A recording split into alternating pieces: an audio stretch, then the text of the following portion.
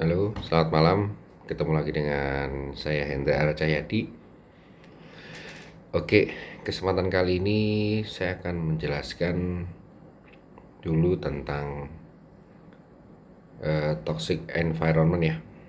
Jadi baru membaca satu buah buku karangan Riva Sancati ya, yang judulnya The Little of Handbook of Career.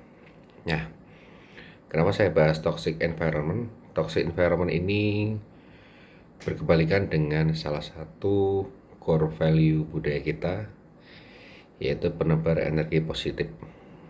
Oke, saya akan jelaskan per poin ya. Jadi toxic environment, mungkin teman-teman sudah pernah mendengar apa itu toxic environment.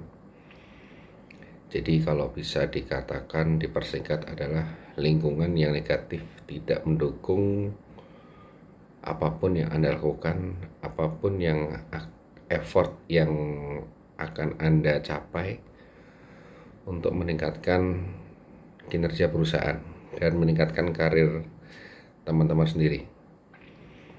Ya, yang pertama adalah banyak keputusan-keputusan yang sudah disepakati tapi tidak dilakukan. Ya, ini sering terjadi ya ketika kita meeting gitu kan, atau mungkin ketika kita ada suatu catering gitu kan.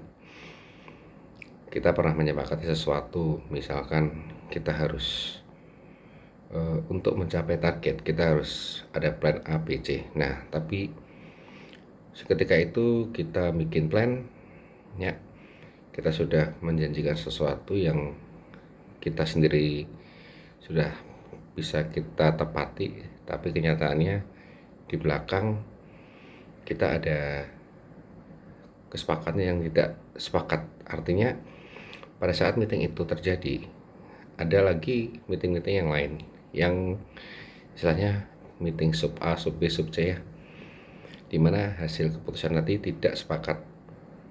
Itu yang membuat terkadang kita sendiri atau mungkin sebagai individu agak susah ya.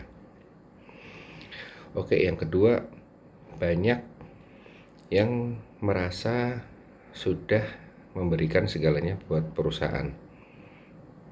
Artinya apa?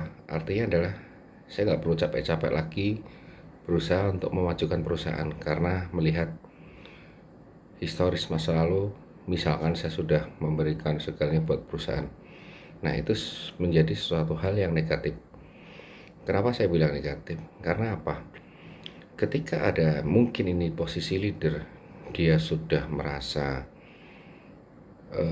lama di dalam perusahaan, dia sudah merasa besar di perusahaan itu, dan dia tidak ada keinginan untuk memajukan perusahaan lagi, akan sulit anak-anaknya yang ada di under dia, karena ketika dia mungkin anak-anaknya itu lebih inovatif, lebih pinter, lebih rajin, tertutup oleh keegoisan dari leader tersebut. Oke, yang ketiga, banyak yang merasa ini bukan pekerjaan saya. Nah, ini kita mungkin sering terjadi di perusahaan ya, dalam arti leader kita mungkin memberikan job atau memberikan side job yang bukan dari side job pokok kita. Nah, ada dua kemungkinan. Sebagai individu kita itu reaktif dan kita positif.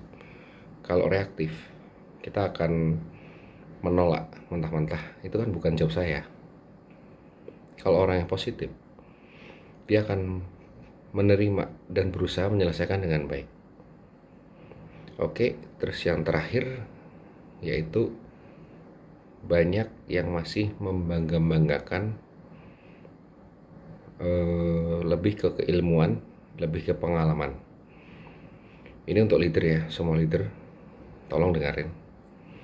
Kalian mau pengalaman apapun, kalian mau 10 tahun, 20 tahun pengalaman apapun, keilmuan apapun, ketika kalian ada di perusahaan baru, itu kalian sudah melepas jaket perusahaan yang lama dan berusaha dari nol di perusahaan yang baru. Jadi ingat baik-baik, kalian tidak ada kontribusi apapun di perusahaan baru. Jadi pengalaman lama dibuat untuk support, memberikan kontribusi yang lebih, bukan dijadikan untuk bermalas-malasan. Kalian merasa saya sudah pengalaman kok, ini bisa kok. Itu tidak akan berlaku, tidak akan membuat Anda maju.